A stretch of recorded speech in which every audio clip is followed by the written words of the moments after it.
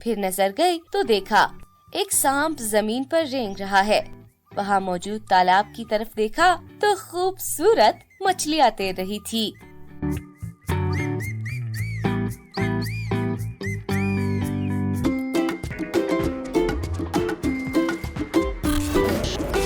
Cartoon prime. متین تربت کا بادشاہ تھا۔ اس کے پاس غیر معمولی صلاحیتیں تھی۔ وہ ایک سچا اور مہربان حکمران تھا۔ اپنی جادوئی طاقتوں کی وجہ سے ہمیشہ سب کی مدد کرتا تھا، ان کی پریشانیاں حل کرتا تھا۔ اب متین بوڑھا ہونے کو آیا۔ ایک رات سوتے ہوئے اسے عجیب سی آواز آئی، اے رحم دل حکمران، تمہارے پاس دن کم بچے ہیں۔ متین اٹھا اور دعا کی کہ اس کا خاتمہ ایمان پر ہو۔ اسے تربت کے کل کی فکر ستانے لگی۔ میرے بعد تربت کا میری طرح خیال کون رکھے گا؟ اس نے خود سے سوال کیا۔ اے جادوئی پیالے، میری بات سن۔ اب وہ جادوئی پیالے کے پاس آیا اور 3 بار ایسا کہا، جی آقا حکم کیجئے، جی آقا حکم کیجئے، جی آقا حکم کیجئے۔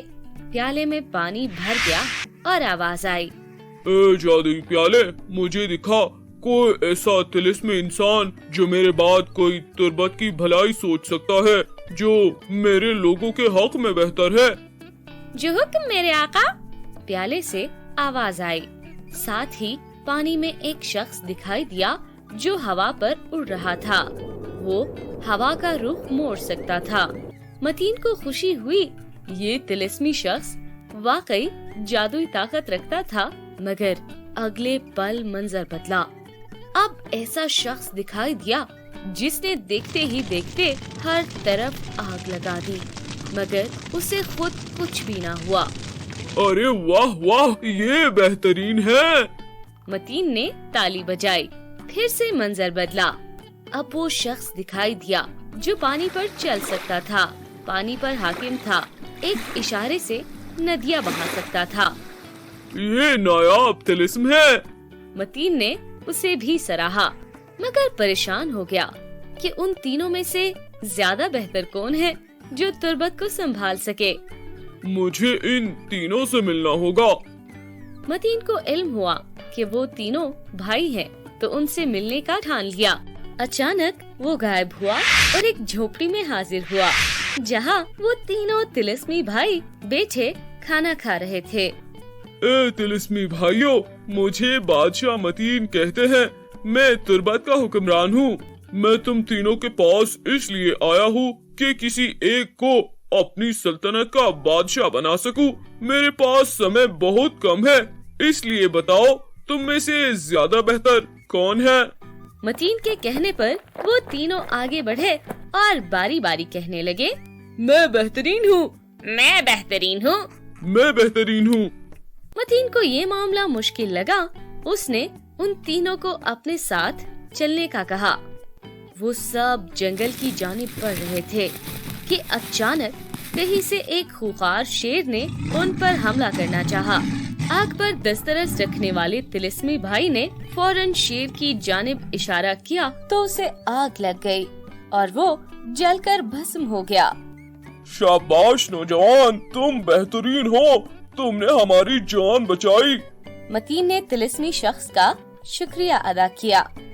آگے بڑھے تو دلدل دکھائی دی۔ وہ سب پریشان ہو گئے۔ اتنے میں ہوا پر دسترس رکھنے والے شخص نے وہاں موجود پتھروں کی جانب اشارہ کیا تو وہ سب پتھر ہوا میں اڑتے ہوئے ایک راستے کی صورت میں جمع ہوئے اور اس دلدل پر آن رکے۔ متین حیران ہوا۔ اس نے دوسرے طلسمی شخص کی تعریف کی۔ اب وہ چاروں مزید آگے بڑھے۔ دیکھا تو ایک طرف آگ لگی ہوئی تھی۔